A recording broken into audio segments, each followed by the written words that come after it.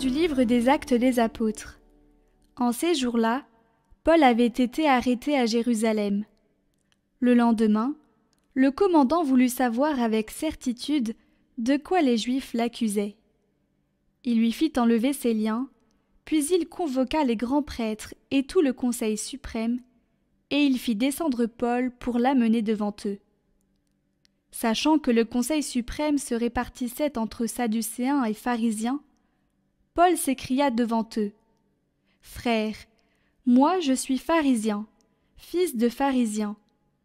C'est à cause de notre espérance, la résurrection des morts, que je passe en jugement. » À peine avait-il dit cela qu'il y eut un affrontement entre pharisiens et sadducéens, et l'assemblée se divisa. En effet, les sadducéens disent qu'il n'y a pas de résurrection, pas plus que d'anges ni d'esprits, tandis que les pharisiens professent tout cela. Il se fit alors un grand vacarme. Quelques scribes du côté des pharisiens se levèrent et protestèrent vigoureusement. « Nous ne trouvons rien de mal chez cet homme. Et si c'était un esprit qui lui avait parlé, ou un ange ?» L'affrontement devint très violent, et le commandant craignit que Paul ne se fasse écharper. Il ordonna à la troupe de descendre pour l'arracher à la mêlée et le ramener dans la forteresse. La nuit suivante, le Seigneur vint auprès de Paul et lui dit: « Courage! Le témoignage que tu m'as rendu à Jérusalem, il faut que tu le rendes aussi à Rome. »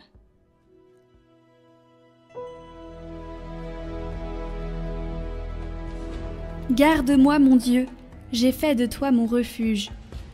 Garde-moi, mon Dieu, j'ai fait de toi mon refuge. J'ai dit au Seigneur, tu es mon Dieu. Seigneur, mon partage et ma coupe, de toi dépend mon sort. Je bénis le Seigneur qui me conseille. Même la nuit mon cœur m'avertit. Je garde le Seigneur devant moi sans relâche. Il est à ma droite, je suis inébranlable. Mon cœur exulte, mon âme est en fête. Ma chair elle-même repose en confiance. Tu ne peux m'abandonner à la mort, ni laisser ton ami voir la corruption. Tu m'apprends le chemin de la vie, devant ta face, débordement de joie. À ta droite, éternité de délices.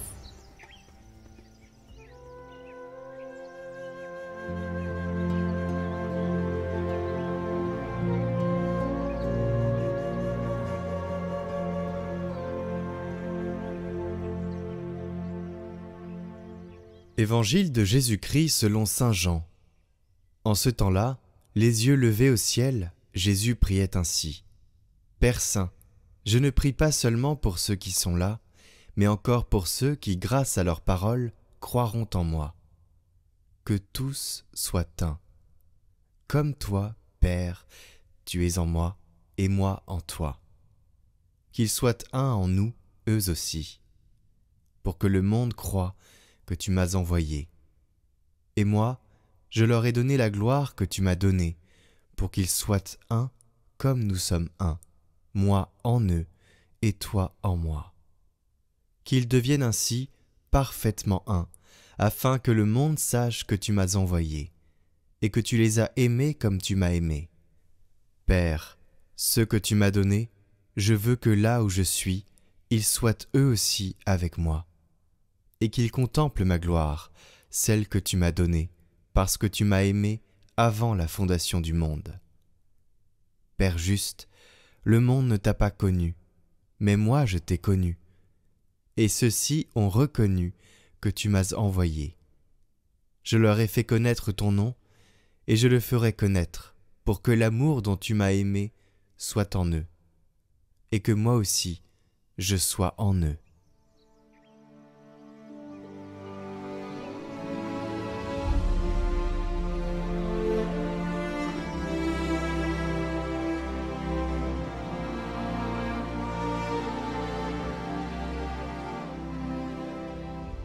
Il y a une prière de Jésus que nous n'entendons pas assez. Ce n'est pas celle du jardin, ce n'est pas celle de la croix, c'est celle-ci. Les yeux levés, il parle de nous. Oui, de nous, aujourd'hui. Il ne parle pas à nous, il parle de nous. Il ne donne pas un conseil, il expose un désir brûlant. Père, je veux qu'il soit avec moi là où je suis. Nous sommes visés. Laissons-nous atteindre par cette parole. Elle dit que le Christ n'imagine pas sa gloire sans nous. Ce n'est pas un privilège promis aux meilleurs, c'est le rêve de Dieu, son projet fou, que nous soyons en lui. Et cette union ne commence pas au ciel, elle commence ici, là, dans nos vies, dans la foi reçue, transmise et transfigurée, comme le fait saint Paul dans la première lecture. Mais alors, pourquoi sommes-nous encore si loin les uns des autres? Pourquoi nos communautés sont-elles si divisées, nos familles si blessées, nos cœurs si cloisonnés?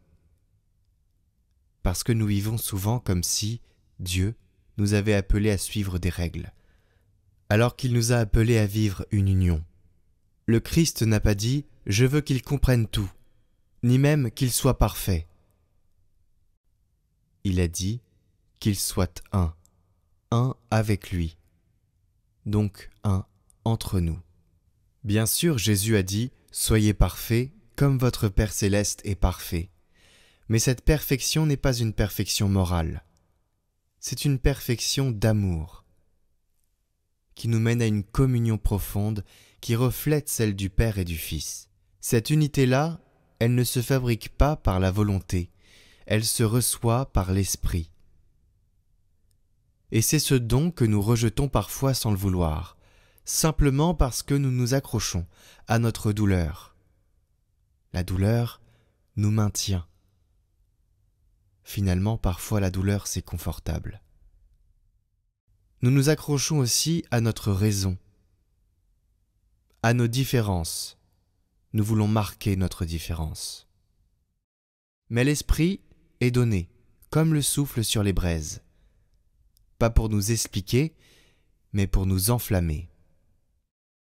Alors peut-être que l'acte de foi le plus urgent, c'est d'oser croire que l'unité est possible. Que l'amour n'est pas un rêve naïf, mais une force réelle. Que la prière du Christ a déjà été exaucée, mais que nous devons y entrer. Non pas d'abord en grande résolution, mais en laissant cette prière de Jésus résonner en nous. Père, je veux qu'il soit avec moi. Voilà ce qui construit l'Église. Voilà ce qui sauve le monde. Voilà qui encore aujourd'hui, et surtout aujourd'hui, peut refaire de nos vies un lieu de lumière.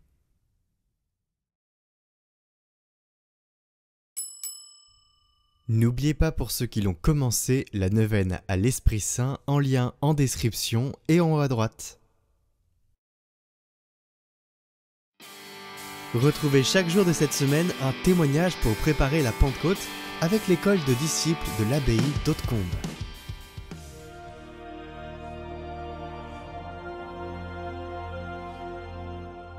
Je m'appelle Annick, je suis membre de la communauté du Chemin Neuf.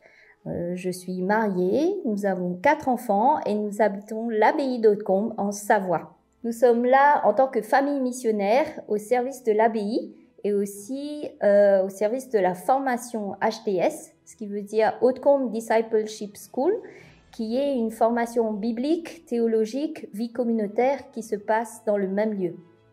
Donc aujourd'hui, je vais vous partager sur la manière dont l'Esprit Saint a œuvré dans ma vie, comment il a changé une situation de désolation en consolation et comment à partir de ce oui que j'ai donné pour me reconnecter à lui, il a changé plein de choses, plein de situations compliquées de manière incroyable pour faire découler comme une cascade de solutions à plein de problèmes que j'avais.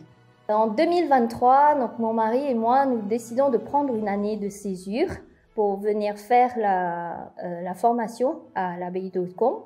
Et pour nous, la formation se passait très bien, mais par contre, pour nos enfants, ça ne se passait pas bien. Donc, ils ne s'adaptaient pas à l'école, ils n'avaient pas d'amis. Et à chaque fois, Il nous pressait sur quand est-ce qu'on va retourner à notre vie d'avant. Et donc, c'était assez stressant et pesant pour nous. Et en parallèle, moi, ma maman, elle souffrait d'un mal où je sentais que il fallait que je rentre pour m'occuper d'elle. Et il y avait peut-être une opération imminente à faire. Et du coup, tout ça, c'était très... ça me donnait beaucoup de tristesse. Et donc, en même temps, il y avait ce désir d'un davantage avec Dieu. Avec mon mari, nous voulions aller de l'avant, faire plus, être au service, dire un plus grand oui, nous donner plus à Dieu. Et mais tout ça, c'était comme tellement compliqué. Comment dire oui alors qu'il y avait ces situations-là, plus comment quitter notre vie professionnelle pour un service pour Dieu, alors qu'on avait encore des dettes à payer dans notre vie d'avant, quoi. Pour mieux discerner et écouter ce que Dieu avait à me dire, donc là, je suis partie pour un temps de retraite en solitude et silence pour pouvoir mieux me poser. Et là, c'était vraiment le lieu où j'ai vraiment invoqué l'Esprit Saint. Et avec ce que j'avais, j'ai posé devant lui, voilà, tout mon désir, le désir de le suivre, et aussi tous ces obstacles et toutes ces désolations que j'avais en moi. J'avais quelques textes avec lesquels je priais. Et donc, un des textes, c'est la multiplication des pains. Et puis, d'autres textes, donc celui du père Laurent Fabre sur l'œuvre de Dieu, œuvre pour Dieu. Et un troisième texte, c'est les écrits de Raniero Cantanamessa. Ça parle de sacrement de baptême valide, mais entravé quand les fruits qui devaient l'accompagner ne germent pas à cause de certains obstacles. Donc, il cite aussi la référence dans Jean, chapitre 1, verset 13, « À tous ceux qui l'ont reçu, il a donné le pouvoir de devenir enfants de Dieu. » Et là, je sens comme résonner en moi, « Mais Annick, mais toi, qu'as-tu fait de ton baptême ?» Donc là, je réalise que, mais oui, je suis enfant de Dieu, mais comme enfant à demi-mort. Et mais qu'est-ce que j'ai fait de mon baptême? Et j'entends aussi cette phrase comme quoi Jésus, mais il peut tellement avec mon peu. Et que je suis là en me disant, mais mince, mais qu'est-ce que j'ai à me morfondre, à me prendre la tête, alors que Dieu, il peut tellement. Et subitement, voilà, je prends conscience de ça, et c'est un peu comme en l'espace d'une fraction de seconde que je réalise que je suis un peu comme les apôtres là dans la chambre haute, qui ont peur et qui d'une seconde à l'autre, quand l'Esprit Saint souffle sur eux, ils sont comme remplis d'une force incroyable, ils sont remplis comme d'une lumière, et donc la joie les re-envahit, et ils sont là comme les écailles qui tombent de leurs yeux. Et ça, c'est moi. Et donc là, je prends conscience que oui, j'étais éteinte, et voilà, donc j'étais comme en un clic, en un flash, j'étais comme rebranchée à Dieu, quoi. Donc cette prise de conscience était comme la réponse à Dieu à mon dysfonctionnement. Et pourtant, tout était pareil autour de moi. Rien n'avait changé. Mais moi, j'avais changé. J'étais passée de cette étape de grande désolation à intense consolation. Et pour moi, je devais dire oui. Il n'y avait aucun doute. Voilà, il fallait que je dise oui à Dieu, indépendamment de ce qui allait se passer, et que j'étais comme tout en confiance que lui allait faire le reste. Et donc, je rentre chez moi par la suite. J'annonce à tout le monde ce que j'ai vécu, mon rebranchement à Dieu, ma reconnection. Et donc, mon mari, lui, pour sa part, donc il part aussi de son côté pour des exercices, pour sa retraite. Et donc, je le laisse le temps de discerner. Et à son retour, nous décidons de choisir ensemble que nous disons oui à Dieu, oui pour être au service, oui pour ce davantage dont on voulait tellement avec lui. Voilà. Et de là, incroyable, mais l'impossible devient possible. Tout ce qui était compliqué pour nous, comme par miracle, devient si fluide. Donc les enfants, au fil des semaines, les enfants reviennent à la maison avec des situations qui changent, ils se font des amis, ils s'adaptent. Ma mère qui était très malade, donc miraculeusement n'a plus besoin de faire d'opération chirurgicale imminente. Et pour mon mari, donc le travail le laisse partir et comme par grande providence, un bien qui était inattendu se profile devant nous où on est effacé de nos dettes pour mieux suivre le Christ. Voilà comment aujourd'hui nous sommes là, heureux d'être au service de l'abbaye d'Hautecombe et gloire à Dieu, donc dans toute sa providence. Donc nous sommes tellement dans la gratitude de pouvoir être présents aujourd'hui sur les lieux pour pouvoir mieux le servir. Donc une référence que j'aimerais citer, c'est dans Marc, chapitre 9, verset 23. Jésus dit « Si tu peux, tout est possible à celui qui croit ». Si vous êtes intéressé pour faire une formation ou même une retraite, à l'abbaye de Hautecombe, retrouvez toutes les informations dans le lien en description.